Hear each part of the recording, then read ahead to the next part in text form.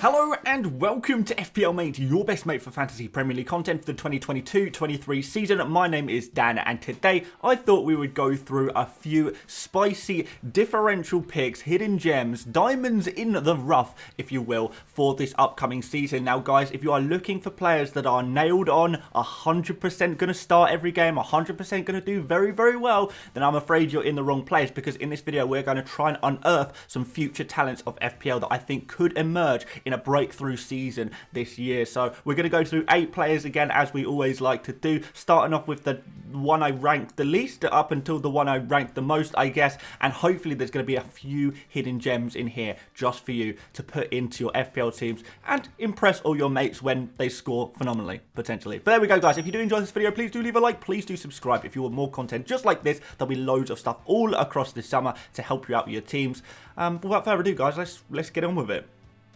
Now, my first player is Dominic Solanke. Now, I know this is a player that most of you guys are probably going to know of already, but I think he's going to be a bit of a hidden gem because people kind of think, when they think of Solanke, they think of him the last time he was in the Premier League, you know, when he was kind of 20 years old, maybe 21 years old, and he didn't perform very well. He didn't score as many goals as people had hoped that he would. Now, since then, he has come on a long way in the Championship, scoring 29 goals and 7 assists in 46 games last season, which is actually really, really impressive. So it looks like he has upped his game, but I think a lot of people are still going to be thinking about the Solanke from a couple of years ago and not quite trust him. So this season, coming into this season, you know, if we saw a player coming in from the Championship who scored 29 goals in the Championship, then comes up to the Premier League, we would usually think, oh, okay, this player is someone I'm definitely going to keep an eye on. Think of Pukki or Tony over the last couple of seasons. But because it's Solanke, he has a bit of a reputation assigned to him, which is kind of unfair because he was so young when he wasn't performing so well. So I think he could be a real diamond in the rough here, a real potential for this season, especially after this initial tough run of fixtures where Bournemouth's fixtures do get a lot better. I think there is some real potential here. And if his name was Solankinho and you'd never heard of him before, you would definitely be taking a very close look at him. Okay, here is another one, guys, that I think a few of you guys may have already picked up on, so that's why I can't really rank him as a too much of a hidden gem, because a few people do know about this anyway, but I thought I would share with the group. But Andreas Pereira has signed for Fulham for a fee of 10 million plus 3 million in add-ons from Manchester United. Now, he's coming in to replace the departing Carvalho, who's gone to Liverpool. I think this could be a really, really interesting fit there at Fulham. You know, it looks like he is going to be a first-choice player, which is amazing. And I know a lot of people think, you know, Pereira, it didn't work out so well at Manchester United. But remember, only a couple of seasons ago, he was playing a lot of games for Manchester United. I think he played like 40 games in a season one year for Manchester United, and that was only like 3 years ago. So he still was a kind of a Premier League quality player at the time. Since then, he's had a year-long loan move at Flamengo in Brazil, and he's done pretty well. So in 31 goals, including 6 substitute appearances, he scored 7 goals and got 2 assists. And Flamengo actually really desperately wanted to keep him, but the financial troubles basically meant that they couldn't keep him. So Pereira has moved to Fulham. He's going for a new journey in the Premier League. Can he perform? I think for 4.5 million, you can't really go wrong with this pick at all. So definitely the 4.5 million midfielder to watch, in my opinion. I think he will do really well for his price point. Don't think he'll get too much, but I think he could do really well. Leon Bailey at Aston Villa is coming in at 5 million. I think this is another player that could be kind of overlooked by a few people. Last season, he kind of did struggle a little bit with fitness, couldn't really break into the first team, but he was brought into Aston Villa with a view for the future and to be a main starting player on their right wing for years and years to come. He can still fulfill that potential. Remember, not last season, but the season before, when he was playing in the Bundesliga, he got 9 goals and 9 assists in 30 games. So he was playing very, very well in the Bundesliga. He has got that quality as a player. And I think he will be integrated into the Aston Villa team this season. And for 5 million, if he's able to do that and produce anywhere near his levels that he did in the Bundesliga not so long ago, then I think he's going to be an absolutely phenomenal pick this season, especially for this price, which absolutely just seems mad to me. Alright, speaking of 5 million midfielders, let's go for Elanga next, because at the end of last season, it did look like Elanga was being integrated into the first team of the starting 11 of Manchester United. Going into this new season, is Elanga going to be a main starter? I don't know for sure. That's the whole point of this video. We're trying to find the next big things, the next hidden gems. And again, 5 million is such an insane price when you consider we could have here not only a player who is constantly getting better due to his age, but a player who could be starting for Manchester United, one of the biggest clubs in the country, who are hoping to have a resurgence under Erik ten Hag. So let's see what happens there. But certainly he did a little bit of work last season, a couple of goals, a few assists there as well. If he can get a main starting place in that Manchester United team, even if he's playing, I don't know, like 75% of the time, 5 million is going to look so cheap and could be a real gem to go for.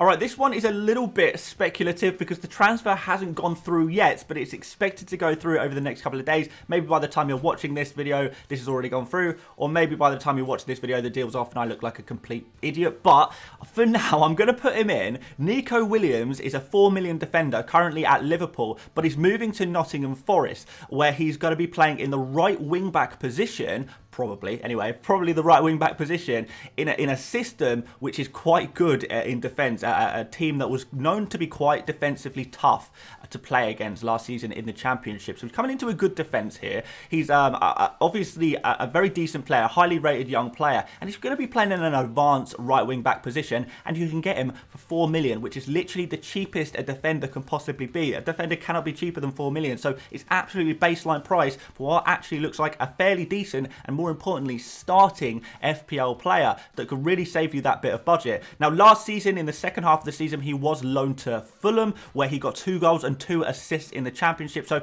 fairly decent returns actually in that 14 game spell, taking over a shot per game, making a key pass per game as well. So let's see what he can do in the Premier League. If he plays for Nottingham Forest, coming out at 4 million, you can't go wrong at that price, as I say.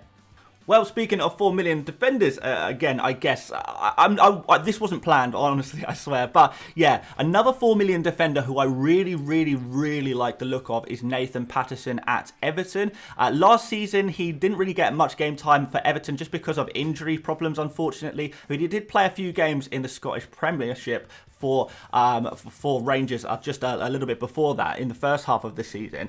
And yeah, basically Patterson is the player who has been brought in to slowly replace Coleman. So Seamus Coleman, it looks like he is going to be slowly out of the Everton first lineup. We don't know how quickly Patterson is going to be integrated, but every season we see these young players being integrated into the first team quicker and quicker. We never know how quickly it's going to happen. So it may actually be worth taking a punt on Patterson, because obviously Everton slightly higher pedigree than Nottingham Forest. If you're looking for that 4 million defender, he could do actually really well. He could start some games and he could start picking you up some points and essentially become this season's Livramento. We already know there's a plan in place for him to slowly replace Coleman. I don't know how quickly that's going to happen, but I think it could happen sooner rather than later, to be honest. So a real hidden gem potentially to watch out for here.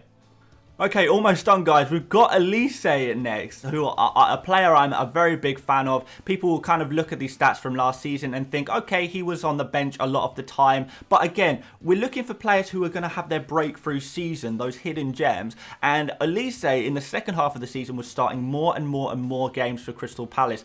He was just looking better and better. Such a phenomenally talented player. And going into this new season, he should, in theory, be the first choice right winger for Crystal Palace. So he's going to be playing in that advanced right wing position, and if he can solidify that place, and he's almost solidified it already judging by the second half of last season, then he's going to be a very good FPL asset. 2 goals and 6 assists, despite the fact that most of his appearances were from the bench, is really nice reading indeed. So I think he could have an absolutely flying season. The talent is very clearly there for Olise. He's a very good player. Crystal Palace is, whatever they've got going on right now, the project of Palace is looking really good as well. I think he could actually be one of those star players of the whole season, that 5.5 million midfielder potentially that no one really saw coming as the next big thing, but I can definitely see it happening.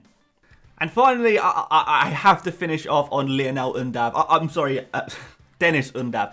I know I put him in yesterday's video as a player priced like way too cheap, but I also have to include him in the hidden gems position because, like, come on, man.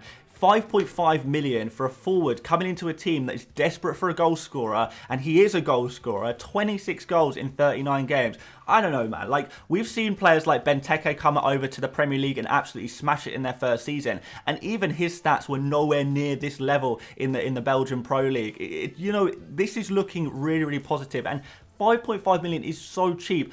Can I guarantee you he's going to start every single game for Brighton? No, I can't. Maybe he is integrated over the first couple of games, but this guy is so talented. He is doing so well in the last couple of seasons, and he's coming into a Brighton team, and he's just a perfect fit for exactly what they need. A player to come in and score goals, but can also create a little bit for his teammates as well. So this one is just, it just seems written in the stars that Undav is going to be one of the highest scoring forwards going into this season, and you can get him for 5 million. It's an insane bargain. It's an insane gem, and it's one a lot of people are not going to be confident in taking, and this is what this video is all about. Players who a lot of people are not going to be confident enough to go for, not going to be brave enough. We're going to try and identify that player who is going to emerge that no one else is picking. I think Undav could end up being one of those players, and I'm very, very excited to watch him in action in the Premier League for Brighton.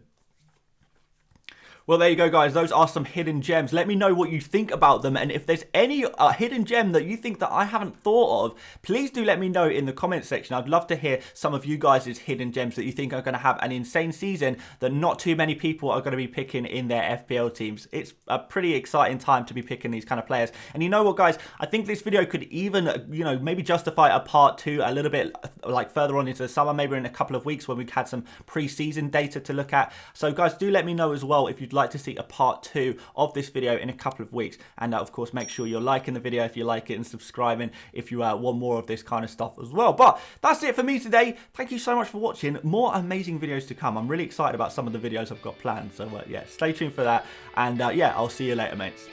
Bye bye.